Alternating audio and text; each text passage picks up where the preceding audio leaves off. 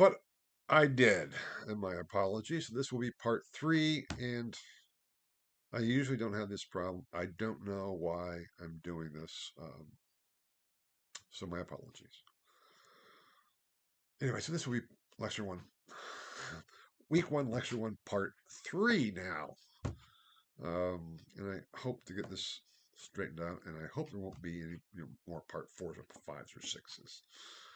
Um, so anyway, again, my apologies, but that's what we're working at, this patterns of periodization, and then when we look at this transitional period, 1300 to 1600. Do we call it reform or do we call it reformation? How do we distinguish one from the other? And my approach is to say we need to recognize various distinctive patterns of reformation. So there's not one single reformation, but there are various reformations that are somehow related, but not the same thing. And a term that I use instead of late medieval reform, which is what has traditionally been used for what was going on in the later Middle Ages, I coined the term and used the term the Reformation of the later Middle Ages. Because to see this period from approximately 1300 to approximately 1530, let's say, as simply reform, is not understanding the urgency of the calls for reformation, that the sources evidence. In the sources, we don't find this distinction. We find visceral calls for the urgency of reformation. So let's just use their self-understanding. The self-understanding of the authors who are writing treatises, who are trying to bring about reformation. Let's try to use their understanding to describe what was going on, rather than saying, no, they may have been saying reformation, but what they really meant was simply what we call reform. That seems to me to be an ahistorical approach. But that gets us to the difference and the distinction between historical understanding and theological understanding. Historical understanding, as I see things or as I view things, is to try to come to an understanding that is based on the historical development of the time. It's based on the sources and the evidence. A theological understanding is then, let's say, based on my own theological position, which I can analyze and interpret and everything else, obviously. But once I have that theological insight, then I interpret the history accordingly. And you can say, yeah, but that's not really valid. And I said, absolutely, historically, it's not valid. Theologically, it could be. Why? Because theology makes claims for truth, ultimate truth. And if we know the ultimate truth, we can then see the development in light of that historical truth. There's a big distinction to make between the history of theology and historical theology. The history of theology is looking at the theology that was developed and advocated in the past without approaching it with a theological interpretation. You can be a complete atheist and still study late medieval Reformation theology and do so very well, because what you're looking at is trying to understand what they were meaning by these things. Why did they come up with these theological ideas? And what were they? And how did they change and interact with others? What were the theological debates going on at the time? Those are all evidenced by the sources, independently of what we, as modern interpreters, think about it. To do historical theology would be to say, here's all these debates and different definitions and everything else that were going on, but we know the truth now, so we interpret it in those terms. And that distinction for history is very important, because this course is a history course. We'll be talking a lot about theology, but the course is a history course. So what we're trying to do is see the theological arguments and positions and why they're so important and what didn't matter after all anyway, to understand the historical development. That's what this is trying to get at all through. Um, and I hope that we'll come to see that and make that distinction. And that also then brings up another thing, because doing history is a particular frame of reference, as is doing historical theology. But there are other frames of references for understanding historical development. And they're based on the questions we ask. I have up there on the slide then theological, political, social, religious, economic, and intellectual understanding. These are different realms. We can say, okay, what was the economic development during this period? And was there a revolution or a reformation in economics during the period 1300 to 1600? That was maybe at the foundation of some of the theological and religious changes. What were the political changes that were going on during this period, 1300 to 1600, and how did they relate to then the religious and theological changes? Are they completely distinct? Are they one and the same? What difference did it make for the common person, or how society was structured, or the social question? Or is the theological question simply one part of a larger intellectual understanding of the intellectual development from Europe in 1300, from 1600? How do we differentiate all these different elements that contribute to historical change? And the type of history we pursue, in so many ways, is based on the questions we ask. So we need to analyze the questions we're asking and what is behind them. This course will not be asking, was Luther right or wrong? Was Calvin right or wrong? Was the Council of Trent right or wrong? Or was, Thomas Müntzer right or wrong? Or any other individuals? Those are theological questions.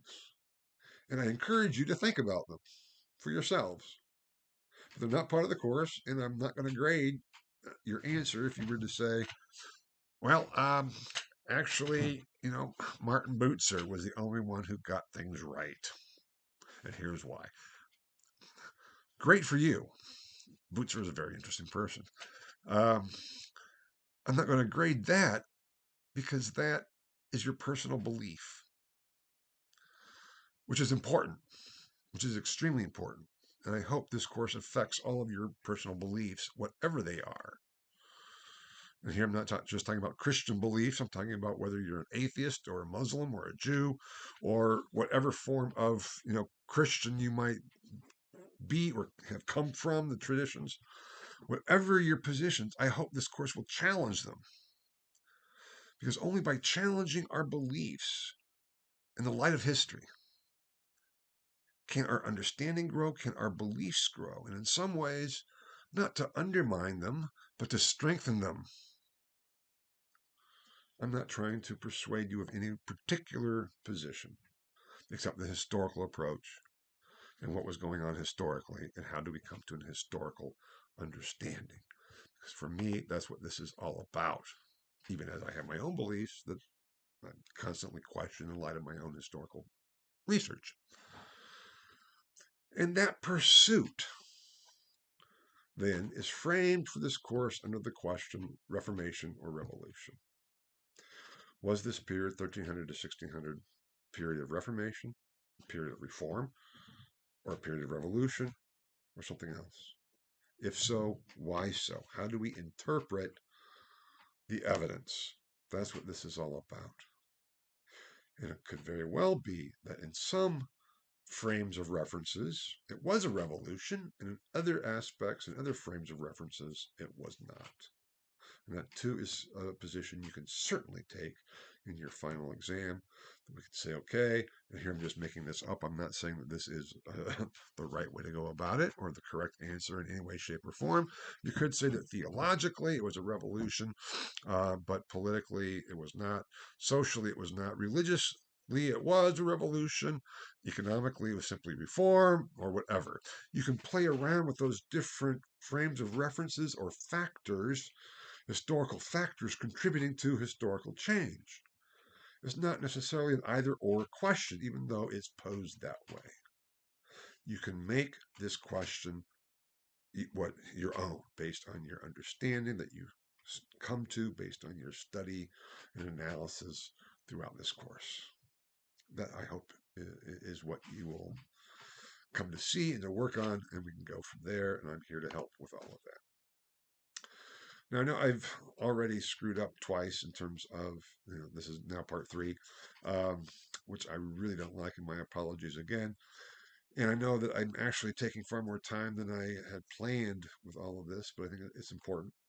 So I'm just going to try to go through some of the rest of this somewhat quickly and try to allow myself not to get too involved, which will lead me down the path of making this a 6-hour lecture, which is by no means my intent whatsoever.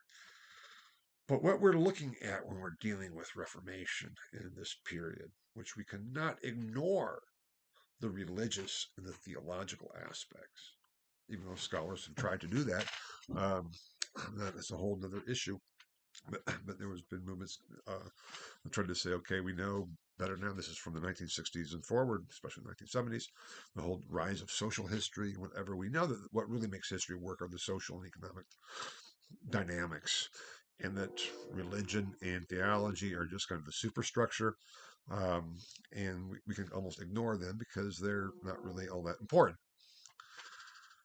I think that is absolutely an ahistorical approach to take, just as I think that the theological or historical theology approach is wrong. To say we know what the truth is, now that's what is the most important. We just go back and find it.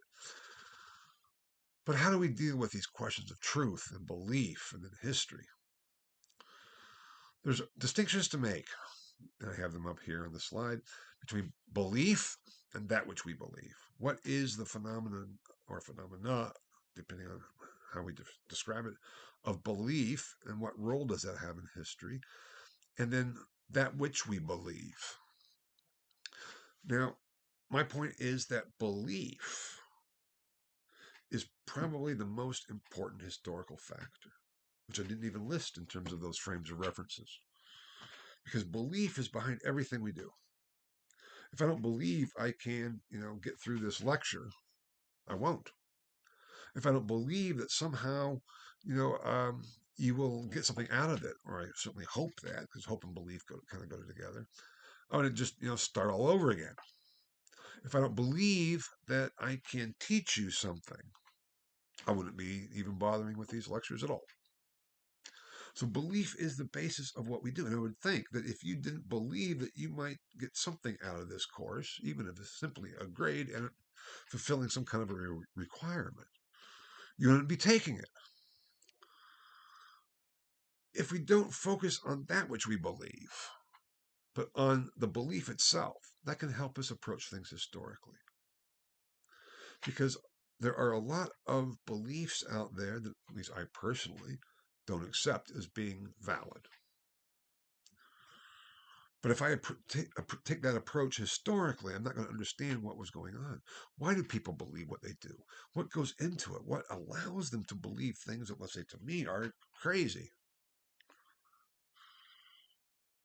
If I just dismiss things that I don't agree with or I don't believe as being crazy or based on hallucination or based on something, I'm not going to understand the phenomenon.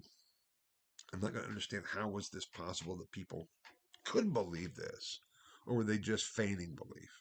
The same approach is with the issue of truth. There's truth, and there's that which is true, or that which can be discerned as true.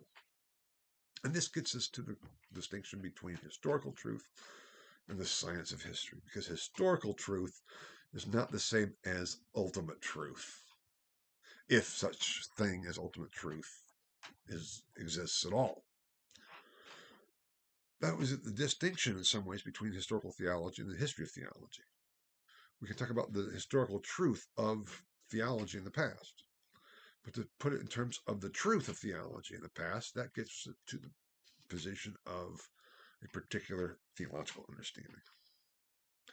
That's why I claim, and this is a long history behind it, and actually I'm working on a book called On History, which I make the claim. Actually, it's a long story, which I won't go into because again, it would be here more than 6 hours. Would be here more like 2 days. The history is necessarily both science and art. It goes back and forth. But the science aspect is, what do historians do? We analyze extant evidence. What is the evidence for anything in the past? Because the past doesn't exist. We can't go back to the 16th century and look. There's no time machines. But what is extant today in the present that signifies that something happened back then? How do we get at that? And what is the evidence? And how do we analyze it? And it's before we ask the question of, and what does all that mean? And that is where history becomes art, and finding the meaning of the evidence and what it signifies in the past that no longer exists.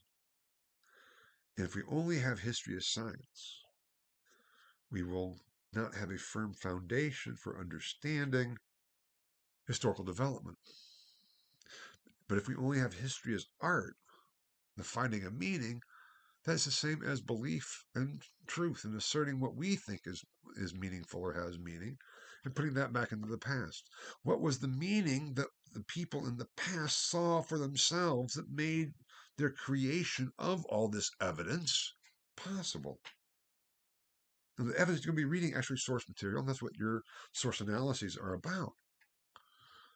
What led to Jordan of Quedlinburg, speaking for your first one, to write his exposition of the Lord's Prayer? That is something that is a piece of evidence that exists right here now.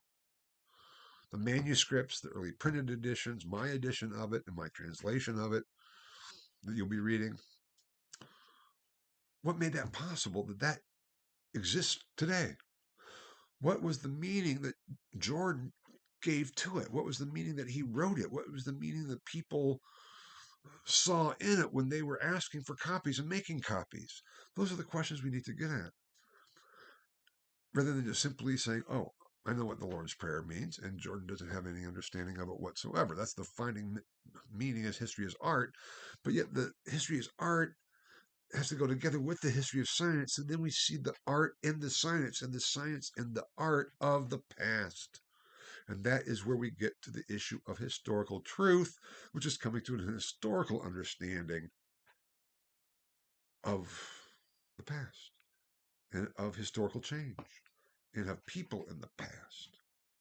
Human beings who lived and breathed and hurt and suffered and rejoiced and were happy, and who died just like we all do and or will. And we as historians are their representatives. We're their spokespersons. And if we don't follow history as science, we are completely eschewing and ignoring our responsibility to the dead. If we don't pursue history then also as art, we're doing so as well.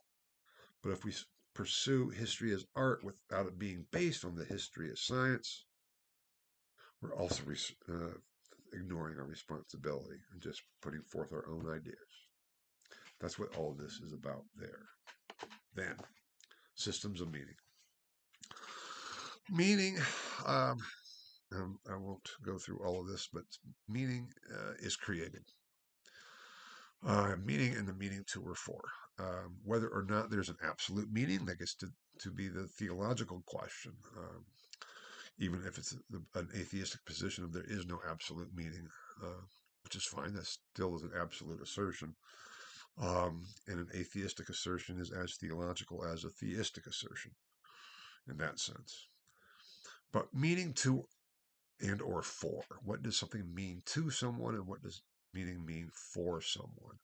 And that gets back to what I was saying just in the previous slides discussions, is what happened in the Reformation what it means to me or what it meant to the people at the time? That's the question I want you to think about when we're trying to analyze, because for this course, the question is to discern the meaning for the people of the past, not the meaning that the people of the past had for me today. Within that context, there are various systems of meaning which are very closely related to the different factors or, or realms of questioning I talked about before. Theology is a system of meaning. Religion is a system of meaning. And historical understanding is a system of meaning that seeks to understand the various systems of meaning in the past in order to contribute to our own finding, seeking, creating a meaning for ourselves today. And that is something that I think I just want you to think about in terms of this course, in terms of the broader issues that it has for that and how we go about doing things, because it all gets at the question of historical change and what motivates, what moves history, so to speak. I have up here categories of factors: political, intellectual, social, economic, theological, religious. Could add the cultural. That kind of incorporates all the rest anyway. And I have coming to an historical understanding, which is really the goal of the course. It's the goal of doing history, both as science and as art, is coming to an understanding of that which no longer exists. That what happened in development and the people who lived in the past. How do we do that? We can't interview them. Yeah, we have what they wrote, but what does that mean? When Luther wrote up his theses, what does that mean? What does it mean to him? What did it mean at the time? And are there various systems of meaning at the time in which Luther's 95 Theses had different meanings within those different systems of meaning? It's like, yes. You say, what? Isn't this all very abstract and somewhat philosophical? I said, yes, it is. Doing history, I would argue, is inherently philosophical. How do we go about doing it? And meaning for whom? To whom? On what basis? And how do we find it? And only then can we begin to ask, what does all of this have to do with us today? And what does it all mean to me and or to us?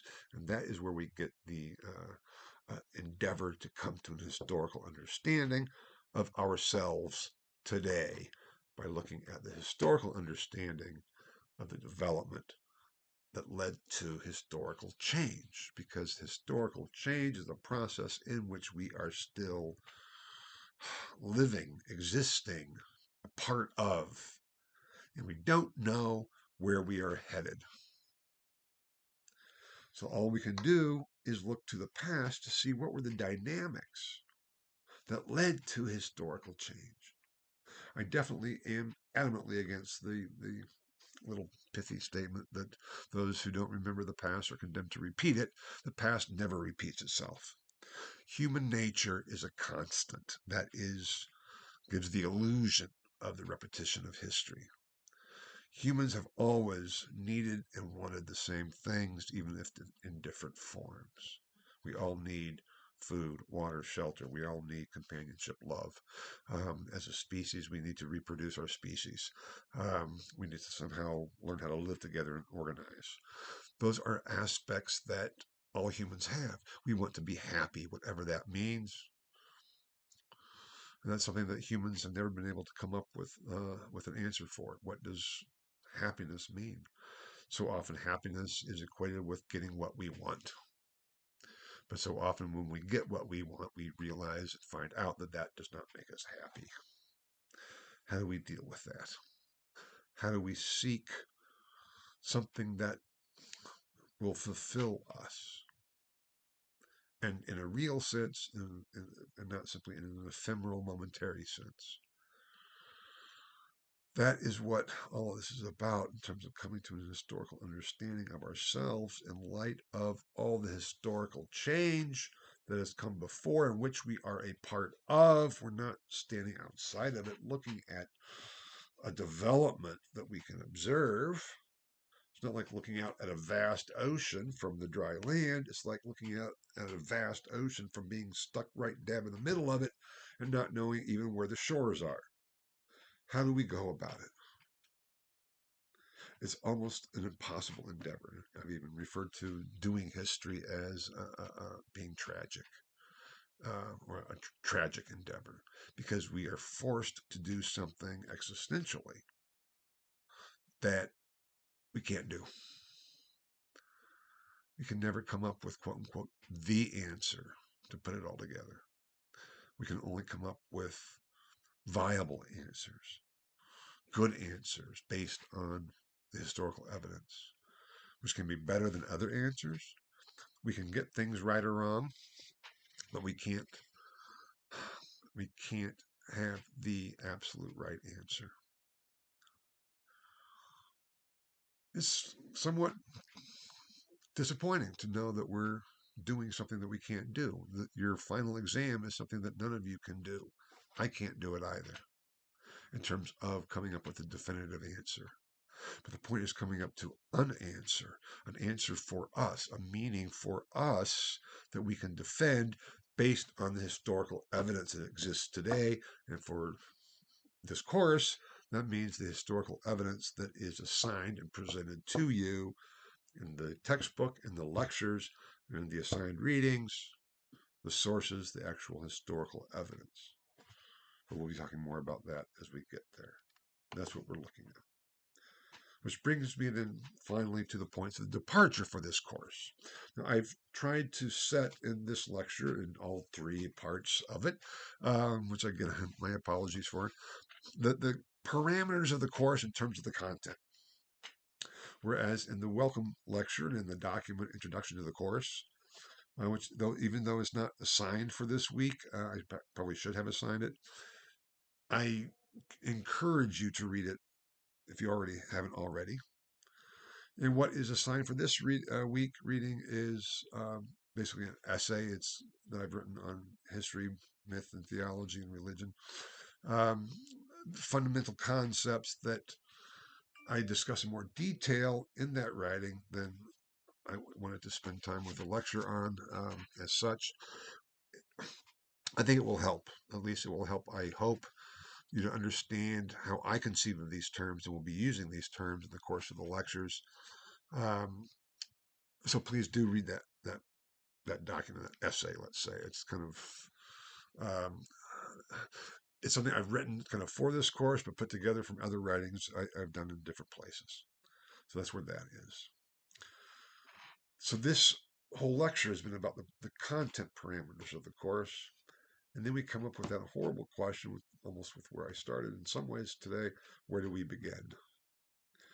In the welcoming introduction talk or lecture, I talked about beginning with this course. What do you do to begin with this course? How do you get started here? But here we are in week 1, lecture 1, at the beginning of the course, and where do we start? I've talked about the end of the course. Your final exam was the Reformation, a revolution. Why or why not, and on what basis do we say that, and in what ways? And I'll be coming back to talking about the final when we get there further on. But where do we begin? We begin with, in my view, as I'm presenting this course, the transition from the myth of Christendom to the myth of the nation state. That means we need to start with understanding what is the myth of Christendom and what is or was Christendom. How do we understand it?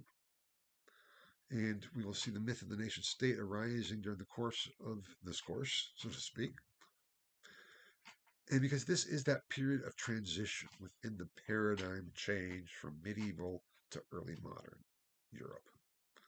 Now, paradigm, as I'm using the term here, is actually a word used by Thomas Kuhn, philosopher of science and philosopher of history of science. Thomas Kuhn, talking about how science changes, natural science philosophy. It talks about different paradigms. And the pre-Copernican world, or the Ptolemaic universe, was one paradigm. The Copernican world was a different paradigm. And it took quite a long time for that transition to be made. And when the very beginnings of a new paradigm are first suggested, they're met with condemnation and rejection. I think I'll be talking about Copernicus at some point in this course because he publishes De Revolutionibus in 1543 after he dies. He writes it earlier on, and there was debate at the time, and it was. You can't say it was simply Christianity that opposed Copernicus. You can't say it was Catholicism or the Pope that opposed Copernicus. Copernicus dedicated his De Revolutionibus to the Pope, and the Pope actually used it for calendrical change. It wasn't until Galileo in the early 17th century came along that there were really problems, and that then Copernicus was condemned. For the 16th century, Copernicus was either argued against as being wrong, or accepted as maybe he's right, maybe we should look at some of this. But he was not condemned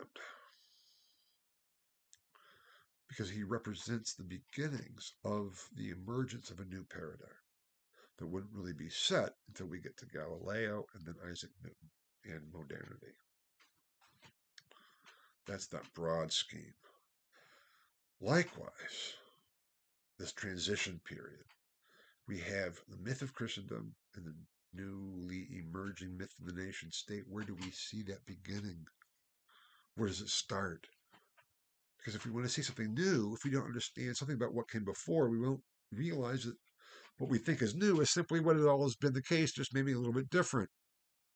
I'll be talking about that as we go through the things, but that's why I wanted to put this forward to you, is that discerning what was new in this period is difficult, and we can't do it without looking at what had come before. So the second lecture for this week will be on the basic structures of Christendom as our beginning point for looking at this period of European history. There was a major paradigm change and transition from medieval Europe to early modern, and what brought it about, and how did it all happen, and how do we understand it all. Thank you so much. Again, my apologies for the three-part aspect of this and the interruptions that I, not by choice, but by accident, imposed upon myself and therefore upon you. I hope it won't be too big of a disturbance or interference. If you have any questions, as always, please just email me and we'll go from there. And I, again, welcome you to the course. I hope you'll get a lot out of it. And kind of strap yourself in. We'll get going. And I'll be back for the second week of this lecture. No, for the second lecture of this week. Gosh. Maybe it will go more smoothly. I hope it will. Anyway, thank you for your patience. And I'll be in touch, and I'll see you again soon. Bye-bye.